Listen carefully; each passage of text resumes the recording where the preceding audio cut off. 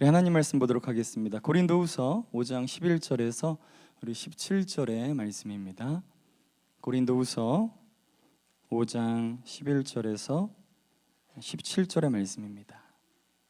우리 한 절씩 교독하도록 하겠습니다. 살아계신 하나님의 말씀입니다.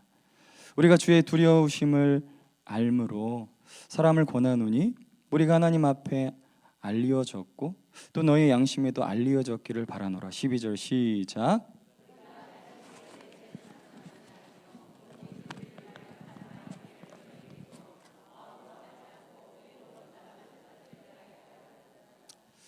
우리가 만일 미쳤어도 하나님을 위한 것이요 만일 정신이 온전하여도 너희를 위한 것이니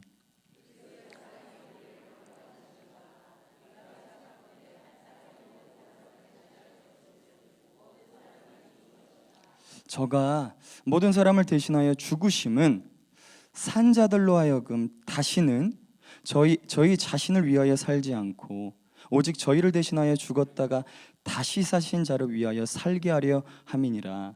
그러므로 우리가 이제부터는 아무 사람도 육체대로 알지 아니하노라. 비록 우리가 그리스도도 육체대로 알았으나 이제부터는 이같이 알지 아니하노라. 우리 함께 읽도록 하겠습니다. 그런즉 누구든지 그리스도 안에 있으면 새로운 피조물이라. 이전 것은 지나갔으니 보라 새 것이 되었도다. 아멘.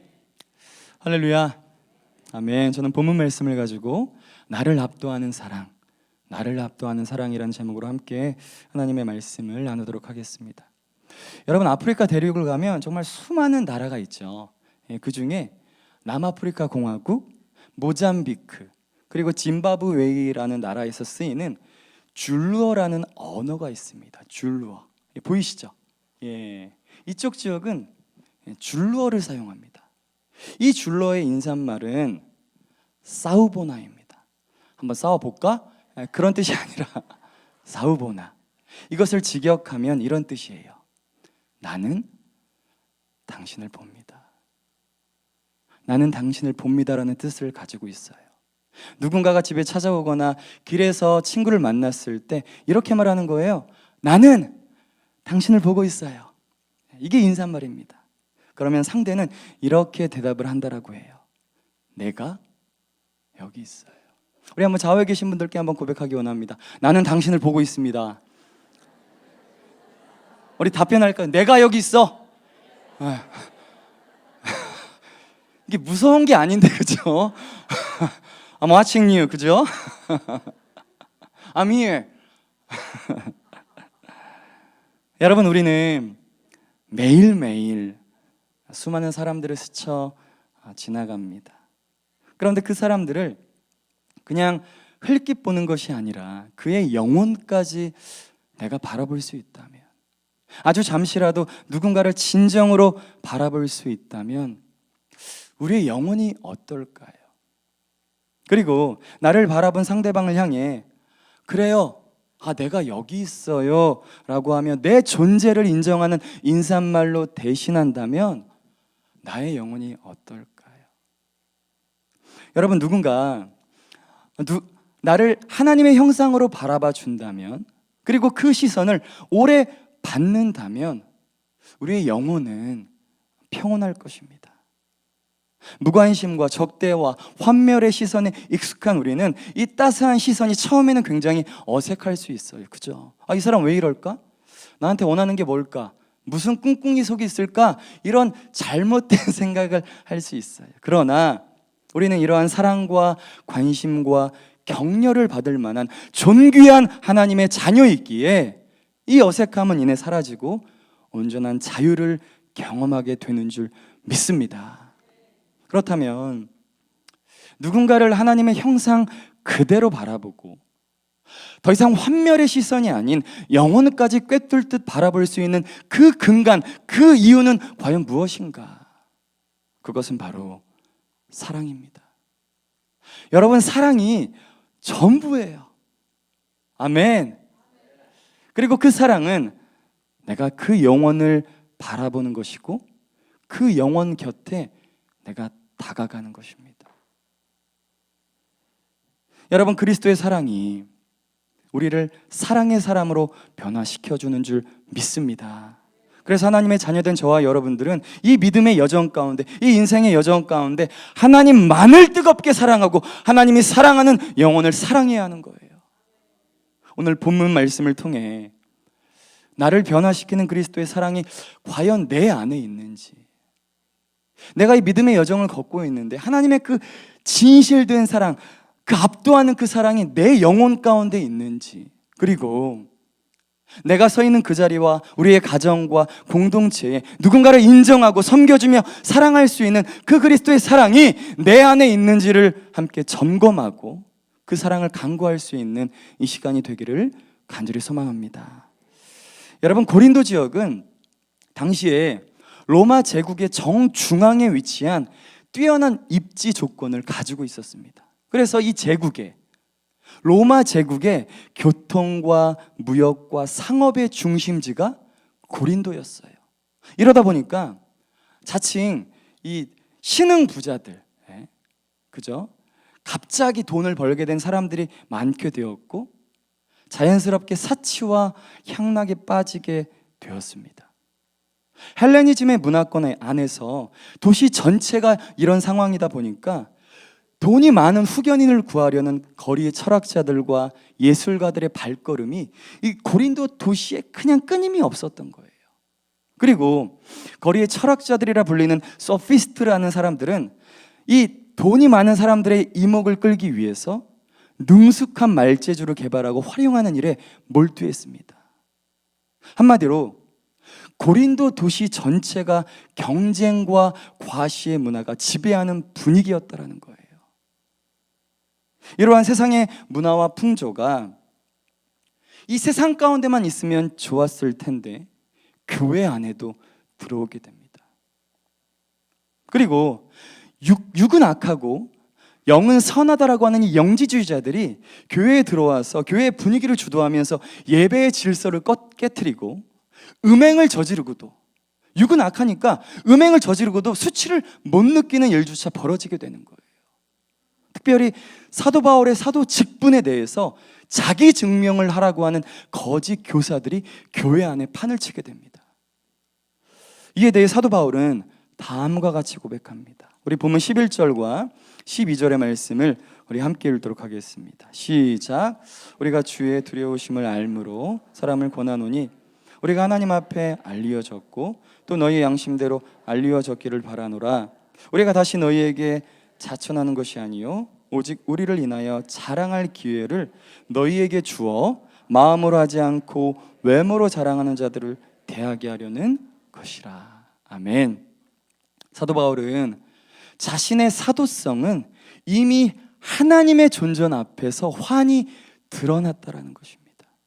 무슨 말이냐면 그리스도인으로서 그리고 하나님의 부르심을 받은 이방인의 사도로서 자신은 부끄럽지 않게 하나님의 일을 감당했고 그렇게 살아왔다라는 거예요.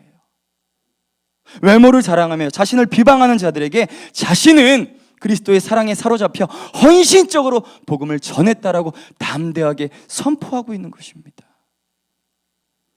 여러분, 당시에 스승이라고 자처했던 자들은 자신을 서포트하는 후견인들이나 당시에 영향력을 행사했던 선생으로부터 추천서를 받아 가지고 있었습니다.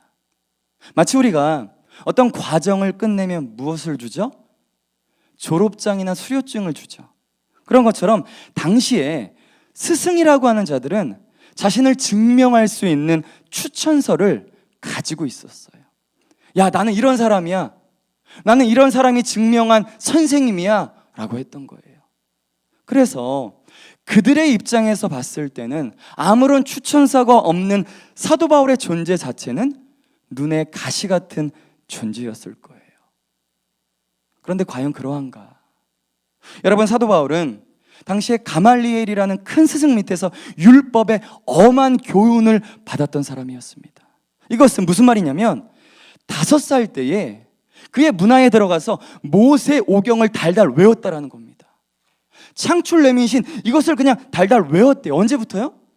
5살 때부터.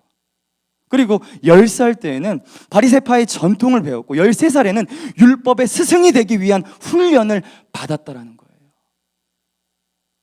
여러분, 사도 바울은 화려한 스펙을 가지고 있었고 거기에 열심까지 있었던 자였습니다. 어느 누구와도 견줄 수 없는 지성과 열심을 가지고 예수를 믿는 자들과 교회를 핍박하고 박해하였던 자가 이제는 십자가 외에는 내가 아무것도 자랑할 것이 없다라고 고백하는 거예요. 여러분, 우리의 삶 가운데 얼마나 많은 자랑거리가 있습니까? 번듯한 집안 자랑, 내가 이런 사람이야, 잘 나가는 남편 자랑, 이쁜 아내 자랑도 가끔 하시죠? 공부 잘하는 자녀, 돈 자랑, 힘 자랑, 권세 자랑. 여러분, 하나님이 허락하신 것들을 자랑하는 것 자체는 잘못된 것이 아닙니다. 하나님의 영광을 위해서 마음껏 자랑하세요. 문제는 그 모든 것들을 허락하시는 주님보다도 주님이 허락하신 그 모든 것들을 자랑하고 싶은, 우리들의 우쭐대고 싶은 교만함이라는 거예요. 예수 그리스도를 나의 구원자와 삶의 주인으로 인정은 하지만 여전히 예수 그리스도보다는 그분께서 나에게 허락하신 무언가에 집중하고 그것만을 자랑하려고 하는 연약함들이 저와 여러분 가운데 다 있다라는 거예요. 심지어는 교회 안에서도 좋은 배경과 높은 지위와 그리고 실력과 돈으로 자기 증명을 하려는 분들이 아주 가끔 계세요. 아주 가끔. 분명히 모든 것이 하나님의 은혜라고 고백은 하지만 그 실체는 자신의 능력을 증명하려고 하는 수단에 불과한 것이죠. 여러분, 절대자이신 하나님에게 내가 어떤 존재인지는 우리 존재 자체로 충분합니다. 주님은 내가 무엇을 가졌고 무엇을 이루었기 때문에 하나님의 자녀로 삼아주신 것이 아니라 저와 여러분의 존재 자체를 귀하게 여기시고 사랑하는 분인 줄 믿습니다. 아멘. 아이들에게는 수많은 특징이 있습니다. 그렇죠? 그런데 아이들에게 특징은 어른들의 눈으로 보기에는 작고 하찮아 보이는 것도 그들에게는 굉장히 크게 보이고 자랑거리가 된다는 거예요. 저희 아들 현이가 7살 생일 때 생일 선물로 그렇게나 갖고 싶었던, 잘 들어보세요, 금태를 두른 피카츄 카드를 친구에게 선물로 받은 거예요. 뭐요? 그 금도 진짜 금이 아니에요. 금태를 두른 피카츄 카드. 네, 이걸 받았어요. 지금도 기억이 생생한데 아침에 학교를 가는데 주머니에 그 카드를 잔뜩 넣어가지고 가더라고요. 좀 놓고 가 해도 아니래, 다 가져가야 된대. 100개나 되는 그 금태를 두는 그 카드를 잔뜩 넣어서 가져가더라고요. 왜 그런가요? 저를 닮아서 그런 게 아니라 경험했을 뿐만 아니라 가지고 있었기 때문입니다. 여러분, 우리는 내가 무엇을 진짜 경험하고 그리고 그것을 내 안에 가지고 있으면 반드시 자랑하게 되어 있어요. 우리 남성분들이 멋을 내는 이유가 무엇입니까? 우리 남편분들 가끔 멋 내시죠? 멋 내셔야 됩니다. 그죠? 멋을 내는 이유는 딱 한 가지예요. 이성에게 잘 보이기 위해서. 네. 이거는 변하지 않는 불문율입니다. 그런데 대부분의 여성들은 이성을 만날 때보다, 남자를 만날 때보다 동성인 여자를 만날 때 더 멋을 낸다라고 해요.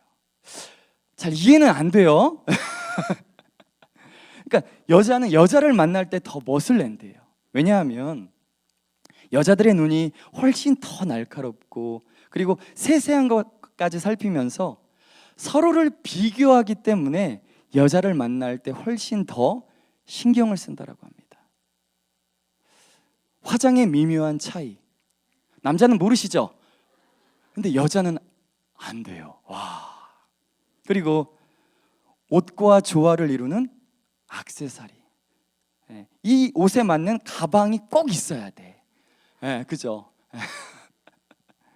그리고 전반적으로 딱 풍기는 그 실루엣. 쟤 괜찮다. 옷감과 색의 조화 같은 것을 남자들은 못 보는데 여자들은 꼼꼼히 보고 판단할 수 있기 때문이라는 것이죠. 여러분, 내가 진짜 가지고 있으면 반드시 남들에게 자랑할 수밖에 없습니다. 영적인 세계도 마찬가지예요. 예수 그리스도의 사랑이 경험되어지면 우리로 하여금 자랑하게 합니다. 내가 그리스도를 경험하고 내 삶 가운데 그리스도와 함께 동행한다면 비록 우리가 살아가는 곳은 세상이지만 이 세상 속에서 예수 그리스도를 자랑할 수밖에 없는 줄 믿습니다. 이제는 입으로만 주여 주여 하는 자들이 아니라 삶으로 예수 그리스도를 자랑할 수 있는 우리 모두가 되기를 간절히 소망합니다. 우리 보면 14절에서 15절의 말씀, 우리 두 절의 말씀인데 함께 같이 읽도록 하겠습니다. 시작.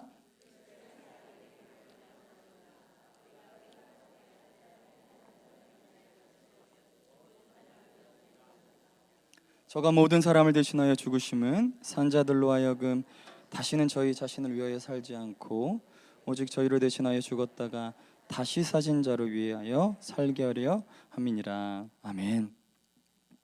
사도 바울은 자신이 지금 사역을 감당하는 이유를 다른 무엇이 아닌 그리스도의 사랑 때문이라고 고백합니다. 그렇다면 과연 그리스도의 사랑은 무엇인가? 14절 하반절에 예수 그리스도께서 우리를 대신해서 십자가에 달려 돌아가신 사랑이라는 거예요. 죄가 없으셨지만 친히 죄인된 우리들을 대신해 십자가의 물과 피를 다 쏟으신 죽으신 그 사랑을 이야기합니다. 그리고 모든 사람을 대신해 죽으신 그리스도의 사랑은 이제 우리가 그리스도를 주인으로 모시고 그분을 위해 살게 한다는 거예요. 여러분, 주님의 죽으심과 부활에 연합된 그리스도인은 더 이상 자신을 위해 살지 않습니다. 예수 그리스도만을 위해 살아가는 자들이 되는 거예요. 다시 말하면 십자가의 사건과 사랑을 경험한 자는 인생의 주인이 바뀌게 되는데 더 이상 내가 내 인생의 주인이 아니라 예수 그리스도가 내 인생의 주인이 되는 거예요. 여러분, 우리는 믿음으로 그리스도와 연합하여 그의 죽으심에 동참하게 되었고 그분의 죄에 대한 죽음이 곧 우리의 죽음이 되었습니다. 믿음으로 예수님이 죽었는데 믿음으로 나도 함께 죽은 거예요. 아멘. 그 유익이 저와 여러분에게 지금 이 순간도 존재합니다. 그래서 우리는 그리스도와 함께 죄에 대해서 죽었고 죄로부터 자유케 되어서 의로운 자로 하나님이 여겨주시게 되었어요. 그리고 우리는 그리스도와 함께 다시 살아나서 하나님께 대해 살아있는 자가 된 것입니다. 다시 말하면 나를 강권하시는 그리스도의 사랑이 나를 살게 하고 그분에 대해 살아있는 자가 되게 했다는 거예요. 여러분, 사랑하면 평소에 나타나지 않았던 행동들과 모습들이 나타납니다. 사랑하면 때로는 자존심을 내려놓을 수 있어요. 사랑하면 때로는 그 사랑 때문에 힘들지만 눈물을 흘릴 수도 있습니다. 사랑하면 때로는 고난과 고통을 견디는 정도가 아니라 우리는 사랑하면 그 고난과 고통을 스스로 선택할 수도 있어요. 이게 사랑의 능력입니다. 마찬가지로 우리가 주님을 정말로 사랑하면, 진심으로 온 마음을 다해 주님을 사랑하면 더 이상 자신을 위해 살지 않고 이제는 주님을 위해 살게 되고, 더 나아가 주님이 사랑하시는 그 영혼을 섬길 수 있게 되는 거예요. 그런데 우리들의 연약함은 우리 일상의 삶 가운데 그 사랑이 잘 드러나지 않는다라는 겁니다. 나를 강권하시고 나를 압도하시는 그 사랑을 경험했음에도 불구하고 그 사랑이 나의 삶 가운데, 내가 서 있는 그 자리에, 우리의 가정에, 우리의 공동체 가운데 그 모습이 나타나질 않는다라는 거예요. 사랑하면 마냥 좋고 그리고 행복할 줄 알았는데 사랑 때문에 아프기도 하고 사랑 때문에 많은 눈물을 흘리기도 합니다. 여러분, 사랑하지만 동시에 상처를 주기 가장 쉬운 관계가 어떤 관계인가요? 네, 사랑해요. 그런데 그 사랑 때문에 또한 상처를 받기 가장 쉬운 관계가 어떤 관계예요? 남편과 아내의 관계이고, 그리고 부모와 자식의 관계입니다. 여러분, 부부 관계를 생각해 보면 사랑 때문에 싸우기도 하고 미워했다가도 화해하기도 하지만 가장 위험한 것은 서로에 대해서 관심이 없는 것입니다. 무관심한 거예요. 서로에게 어떻게 말하든 어떻게 행동하든 서운해하지 않고 그냥 서로에게 아무런 관심이 없이 살아가는 그런 가정들이 점점 더 많아지고 있어요. 어떤 리서치 기관에서 갱년기를 겪고 있는 여성들이 가정에서 경험하는 어려움이 무엇인지 한번 설문조사를 했다고 합니다. 근데 너무 심플한 답안이 나왔어요. 뭔지 아세요? 남편 때문이라는 거예요. 전체의 58%가 남편 때문에 힘들다라는 거예요. 그래서 이 아내분들에게 그렇다면 갱년기를 극복하기 위해서 남편들에게 바라는 점이 무엇인지 질문을 했습니다. 이런 답안이 나왔어요. 43%가 따뜻한 말, 관심과 배려가 필요합니다. 우리 여성분들만 끄덕끄덕 거리세요 지금. 전혀 남성분들은 동의하지 못하시는 눈빛이에요, 그죠? 19%는 여행 같은 것을 통해서 함께하는 시간이 좀 남편과 있었으면 좋겠다. 그리고 17%는 그냥 몸에 좋은 음식 먹었으면 좋겠어요, 이렇게 대답했다라고 해요. 그런데 자그마치 15%는 남편이 그냥 조용히 있었으면 좋겠어요. 그냥 귀찮게 하지 말라라는 거지. 나는 1층에 있으니까 너는 2층에 있으라는 거예요. 자, 이제는 제가 남편들의 입장에서 대변해 보겠습니다. 남편들은 어떤가요? 아내들은 가정을 계속 좋은 쪽으로 개선을 시키는데 남편들은 문제 상황이 생기면 온 힘을 다해 그것을 돌파하고 문제를 해결하는 역할을 일평생 감당합니다. 좋은 일은 절대 남편들에게 연락해요, 안 해요? 안 합니다. 여보, AC 고장났어. 물 안 내려가. 디스포절 고장났어. 문제만 생기면 남편한테 전화하잖아요, 그죠? 일평생 남자들은 그것을 감당하는 거예요. 이제 좀 경제적으로 여유가 있고 사회적인 지위도 생겼는데 그동안 자신이 부양했다라고 생각했던 아내와 아이들은 남편 도움 없이 스스로 잘 살아왔다라고 생각하게 됩니다. 남편이 경제적으로 부양했다는 것은 당연한 것이었고 아내와 아이들은 그동안 외롭게 살았고 남편은 우리를 방치했다라고 이제 남편을 비난하기 시작하는 거예요. 주여, 그저 남편들 주여. 남편들이 오갈 데가 없어졌습니다. 만약 사업이라도 직장이라도 잃게 되면 이제는 아내와 가정으로 돌아가야 하는데 아내와 아이들이 더 이상 남편을 반기지 않는 거예요. 마치 투명인간처럼 취급하고 있다는 그런 두려움이 남편에게 있을 수 있다는 겁니다. 우리 조정민 목사님의 사랑합니다라는 책에 이런 내용이 있습니다. 부부 사랑 참 어렵다. 아내는 보살핌이 사랑이라고, 남편은 존경이 사랑이어서. 아내는 보살피지 않는다고 잔소리하고 남편은 무시한다고 분노합니다. 서로 달라서 사랑했는데 그게 어떤 매력의 포인트였잖아요, 그죠? 그런데 이제는 서로 다르다고 다툽니다. 여러분, 남편과 아내가 하나에서부터 10까지 달라도 하나 되고 같이 할 수 있는 것은 오직 사랑하기 때문입니다. 그리스도의 사랑이 남편과 아내를 강권하시기 때문이에요. 이 그리스도의 사랑이 누군가의 인생의 거침돌이 되지 않고 디딤돌이 되어 주님을 닮아갈 수 있는 영적인 우정을 나눌 수 있게 하는 줄 믿습니다. 아멘. 그렇다면 부모와 자녀와의 관계는 어떠한가요? 부모는 자녀들을 위해서 희생합니다. 여러분, 헌신이라는 표현은 몸을 바친다라는 의미를 가지고 있어요. 몸을 바친다. 부모는 자신의 몸을 바쳐서 자녀를 낳았죠. 온갖 수고를 하고 그냥 뒷바라지를 언제까지 해야 돼 도대체, 그렇죠? 지금도 하고 있잖아요. 자녀의 학원비가 모자라면 자신의 허리띠를 졸라매고 밤늦게까지 일을 더해서라도 학원비를 마련해주고 싶은 것이 부모의 마음이잖아요. 그런데 그렇게 오기야 금이야 키워놨는데 어느 순간 자녀가 말을 하지 않는 겁니다.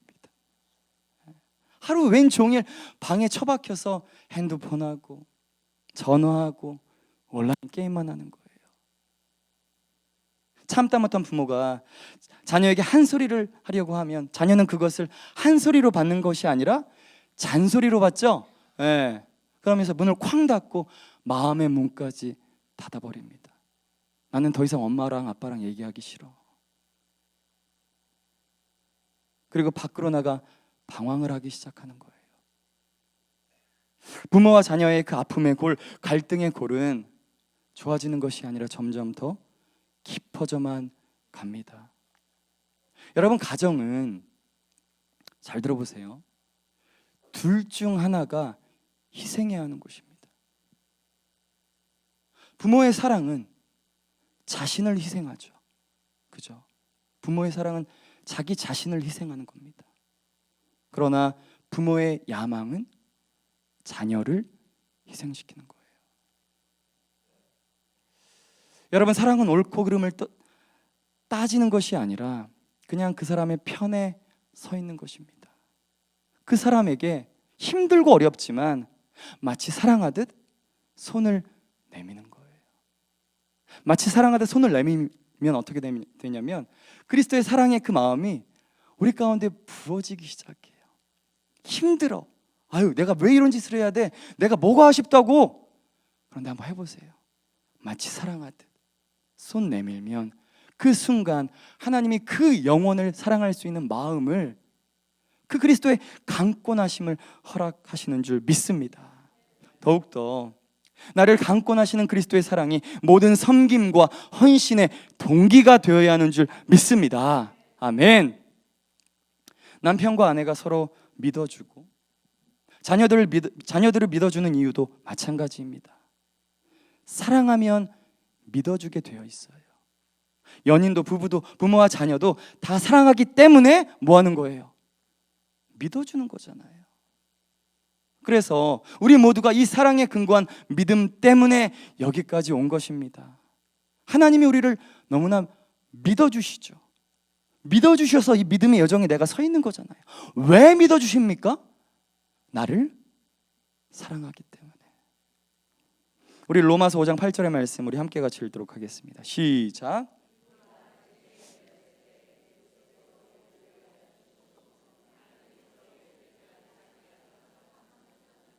아멘. 여러분, 바람 없는 바다에서 능숙한 항해사가 될 수 없고 파도 없는 호수에서 뛰어난 서퍼가 나올 수가 없습니다. 바람 불고 파도 치는 불편한 관계를 찾아가서 우리가 사랑으로 뛰어들지 않으면 하나님의 사랑을 내 삶 가운데 실천할 수가 없는 거예요. 저와 여러분을 압도하는 그 사랑은 중도에 포기하지 않는 것이고 도저히 사랑할 수 없을 때에 사랑하게 하는 이유가 되게 하는 줄 믿습니다. 죽을 힘을 다해서 싸워보십시오. 둘 다 죽습니다. 둘 다 죽어요. 그러나 죽을 힘을 다해 사랑하면 둘 다 살게 되는 거예요. 이 시대를 살아가는 우리 하나님의 사람들의 문제는 그리스도의 강권하시는 사랑보다는 세상의 만연한 상식선에서 사랑하려고 합니다. 다 give and take이에요. 내가 이만큼 해줬으니까 이만큼 해줘야지. 그거 안 해주면 그래, 손절하는 거죠. 다 상식선에서 사랑만 하려고 하는 거예요. 알게 모르게 세상과 적당히 타협을 하고 예수 때문에 미쳤다라는 소리까지는 듣고 싶지 않으려고 합니다.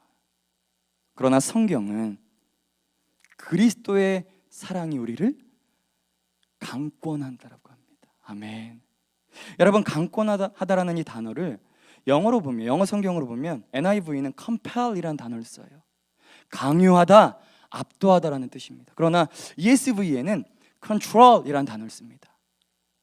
주님의 사랑이 우리 인생, 우리 영혼을 지배하고 감독한다라는 거예요. 여러분, 작은 예수로 살아가는 우리들에게 가장 필요한 것, 그분의 사랑이 우리의 삶을 지배하는 것인 줄 믿습니다. 나의 삶을 지배하고 압도하는 그리스도의 사랑으로 믿음의 여정을 끝까지 갈 수 있는 우리 모두가 되기를 간절히 소망합니다. 아멘. 우리 마지막 본문 17절 우리 함께 읽도록 하겠습니다. 시작. 이전 것은 지나갔으니. 아멘. 누구든지, 아멘, 누구든지 그리스도를 믿어 그분을 구원자와 삶의 주인으로 모시게 되면 옛사람을 버리고 새사람이 될 수 있다라고 합니다. 그런데 여러분, 이 말씀은 내가 예수님을 그냥 지적으로 알고 입술로 고백했을 때 새로운 피조물이다 라고 이야기하는 것이 아닙니다. 이것은 그리스도의 놀라운 십자가의 사랑을 내가 경험하고 그 사랑으로 예수 그리스도와 나에게 맡겨진 영혼들을 사랑하다 보니 내 인생이 새로운 창조물이 되었다라는 고백이에요. 새로운 피조물이라는 단어를 뉴 킹 제임스 버전, ESV, NIV 영어 성경에서는 New Creation이라는 단어를 사용합니다. 여러분, Creation이라는 단어는 하나님께서 태초를 창조하셨을 때 사용한 유일한 단어입니다. 창세기 이후로는 Creation이라는 단어 자체가 없어요. 무슨 말이냐면 우리가 그리스도의 십자가 사랑을 경험하고, 진짜 경험하는 거예요. 진짜 경험하고, 그리고 그 사랑으로 주님을 사랑하고 내 이웃을 사랑할 때 하나님은 천지를 창조하셨을 때와 같이 우리를 그렇게 여겨주신다라는 겁니다. 온전한 자로, 존귀한 자로 하나님 그렇게 봐주신다라는 거예요. 우리가 하나님을 사랑하고 나에게 맡겨진 영혼을 사랑할 때예요. 주님의 사랑을 경험해야 합니다. 그리고 그 사랑을 내가 서 있는 그곳에, 우리의 가정에, 이 공동체 가운데 그 사랑을 우리가 흘려 보내야 되는 거예요. 사람을 변화시키는 것은 우리의 의지와 노력이 아니라 결국엔 사랑이에요. 말씀의 결론입니다. 여러분, 우리의 인생은 혼자여서 외로운 것이 아니라 아무도 사랑하지 않기 때문에 외로운 것입니다. 우리 외로운 사람들 한번 보세요. 혼자죠. 혼자입니다. 그러나 홀로여서 외로운 것이 아니라 솔직히 이야기하면 그 사람이 아무도 사랑하지 않기 때문에 외로운 거예요. 지금 이 순간도 우리에게 가장 필요한 건 어떤 나의 열정과 의지가 아니라 하나님의 주권적인 사랑과 은혜에 대한 경험입니다. 그 사랑이 인생을 변화시키는 거예요. 그 은혜가 우리의 인생을 새롭게 하는 줄 믿습니다. 우리가 주님을 부를 때에 주님은 우리에게 응답하시고 만나시는 줄 믿습니다. 다 내려놓으세요. 그리고 단 하나를 붙잡을 수 있기를 간절히 소망합니다. 이생의 자랑, 배경, 권력, 재물 다 지나가는 거잖아요. 솔로몬이 그런 고백을 하잖아요. 헛되고. 여러분, 헛되다라는 그 의미가 어떤 의미인지 아십니까? 지나간다는 거예요. 지나가는 게 다 이 세상의 모든 것들이라고 합니다. 단 하나 우리가 붙잡을 수 있는 건 하나님의 사랑과 은혜입니다. 우리의 영혼을 붙드는 그리스도의 그 사랑이 저와 여러분을 압도하고 강권하시는 줄 믿습니다. 아멘. 우리 함께 시간 기도하겠습니다.